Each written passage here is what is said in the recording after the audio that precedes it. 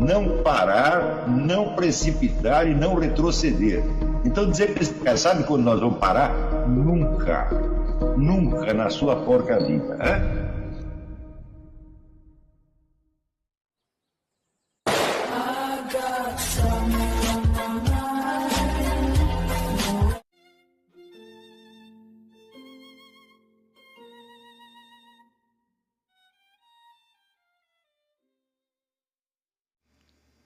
E aí pessoal, tranquilo? Então vem aqui antes do vídeo começar, pedir para vocês se inscreverem, quem não for inscrito, compartilhar, curtir, comentar. Quem puder seja membro do canal, que isso ajuda bastante. Tem também o link do Apoia-se. Quem puder ajudar nosso canal e apoiar financeiramente vai ser muito bem-vindo. Mas o mais importante é transmitir o conteúdo e os conhecimentos do professor Olavo de Carvalho para mais e mais brasileiros. Então compartilhe e ajude aí nossa causa. Muito obrigado a todos os membros, apoiadores do canal. Fico muito feliz. Tenho certeza que a gente está no caminho certo. Então fiquem com o vídeo e até mais. Valeu! Outra pergunta. O movimento da reforma protestante pode ser entendido como espontâneo, sem um centro coordenador, a partir de um núcleo que disseminou a ideia da ruptura da igreja? Sim, ele começou sem plano nenhum. Lutero, de fato, não tinha plano nenhum, ele era apenas do jeito que estava reclamando. Né? Ele foi muito aos poucos que ele foi criando a ideia, vamos dizer, do movimento, e ele nunca teve o controle da coisa. A coisa começou, quando começa a espalhar aquela ideia, já aparecem grupos anárquicos, né, queimando cidades, fazendo arruaça, e o Lutero então se horrorizou perante isso e fez aliança então com a classe dominante para esmagar esse movimento. Tá certo? Então, onde a coisa aparece mesmo, como um movimento organizado mesmo, centralizador, é na Suíça, com Calvino. Mas Calvino e Lutero não se davam bem, hein? Então, a gente pode falar que teve duas reformas protestantes, né? Então, o certo é que ela não começa de maneira alguma como um movimento organizado. Isso é bastante claro. Você vê que durante boa parte da sua vida, Lutero ainda se acreditava, sinceramente, fiel e obediente à hierarquia da igreja. Ele não era um revolucionário de maneira alguma. Então, agora, a reforma protestante, o que ela faz é, à medida que ela vai crescendo, ela um pouco involuntariamente fortalece certos elementos que depois vieram se integrar claramente num projeto revolucionário. Tá certo? Mas com Calvino já é um projeto revolucionário efetivamente realizado. Né? Calvino inventa uma série de elementos que antecipam coisas assim do governo soviético, né? A polícia secreta que controla tudo, ele inventou isso. Né? A mobilização da sociedade civil, a criação da militância, foi invenção dele. Né? Mas aí também você não encontra. Bom, eu não li as obras inteiras de Calvino, precisaria ler, né, para saber se isto surgiu como um plano claro desde o início ou se foi sendo feito aos trancos e barrancos. Né?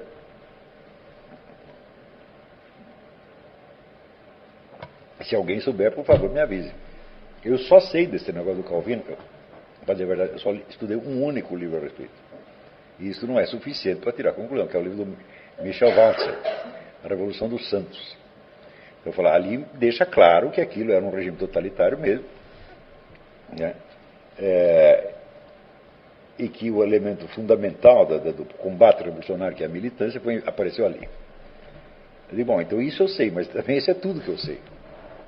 Esse problema da mentalidade revolucionária, você tem tantos problemas específicos que deveriam ser resolvidos para isso, que eu digo, um livro não é suficiente para isso. Você precisa criar toda uma tradição de estudo sobre a mentalidade revolucionária para aos poucos a gente ir somando e criar uma imagem de conjunto, né?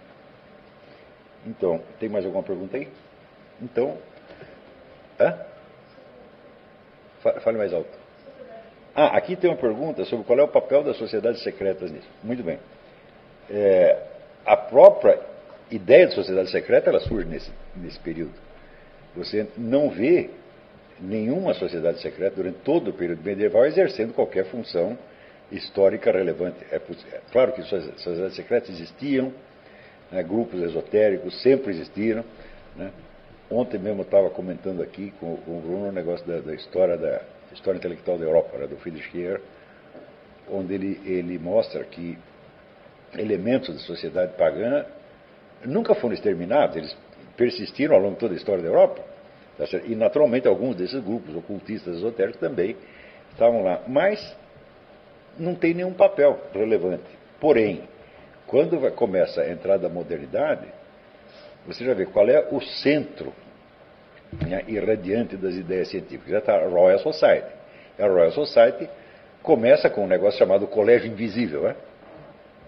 Então já é a ideia de uma elite, né, profundamente imbuída de concepções ocultistas, que pretende, vamos dizer, através da ciência, exercer uma espécie de comando invisível sobre toda a Europa. Né?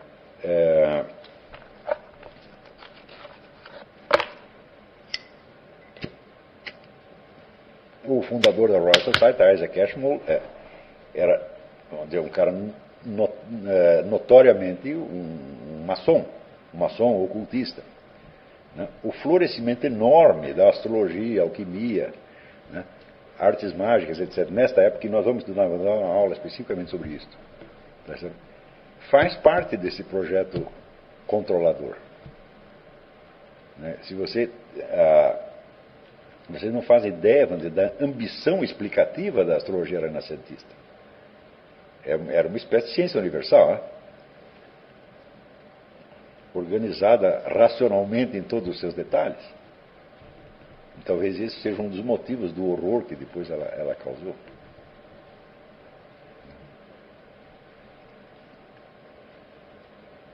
Mas sem sociedades secretas nada disso seria possível. Né? E a natureza conspirativa da coisa já é muito clara ali no Francis Bacon. Né?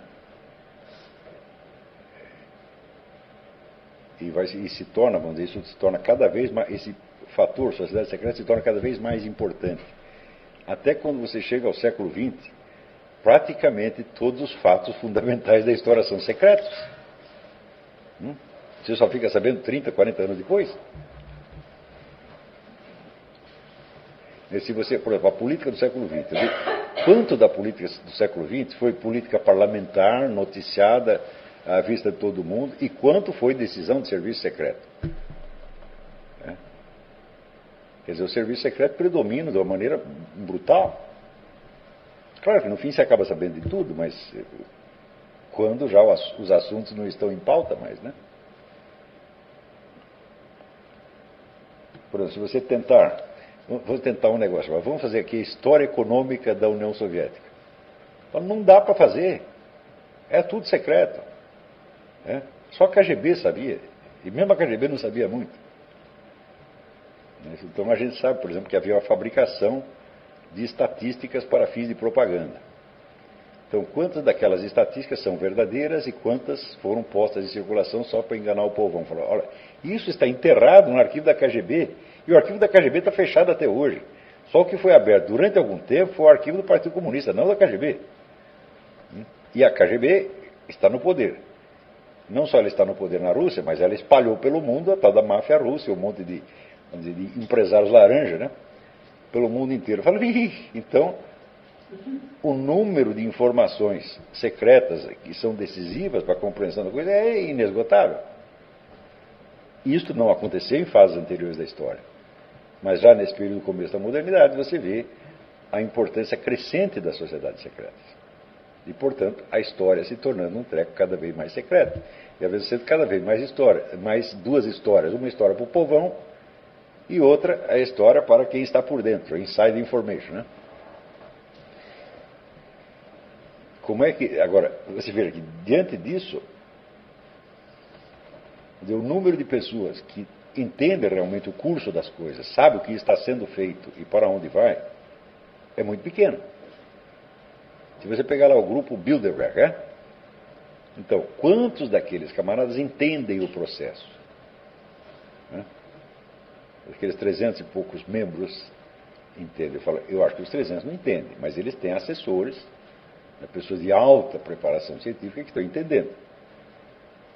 Então, se você somar tudo, eu acho que não passa nos 40, 50. Você acha que o Jorge Soros entende tudo o que ele está fazendo? Eu conversei com o Jorge Soros e eu asseguro para você, ele é um bobão.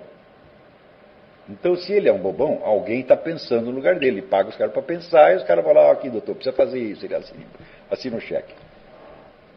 Mas eu não acho que ele compreenda o processo inteiro. Mas alguém ali está compreendendo perfeitamente bem.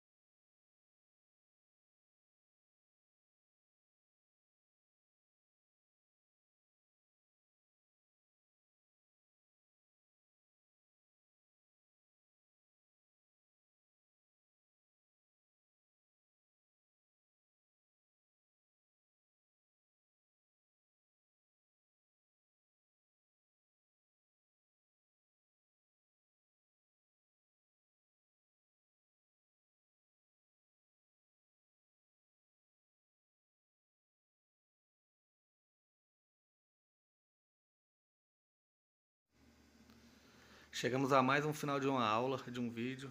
Espero que tenham gostado. Quem não se inscreveu ainda, se inscreva, compartilhe, comente. Ajude o nosso canal, apoie, seja membro. E ajude o nosso canal a chegar a cada dia a mais brasileiros que precisam muito do conhecimento do professor Olavo de Carvalho. Então é isso aí, fique com Deus, até o próximo. Valeu! Então é isso aí, pessoal. Que é o nosso canal. Que são alguns livros que eu já li. A maioria foi doação, mas alguns eu adquiri, professor Olavo de Carvalho. Alguns livros se perderam aí que eu emprestei. Professor Alexandre Costa. A Bíblia Sagrada. 10 lições sobre Karl Marx. Indico a não ler esse livro, que é muito ruim mesmo. Uns pensadores aqui que realmente, como o professor Olavo de Carvalho disse, não são pensadores. Valeu, tamo junto aí. Apoie nosso canal, seja membro.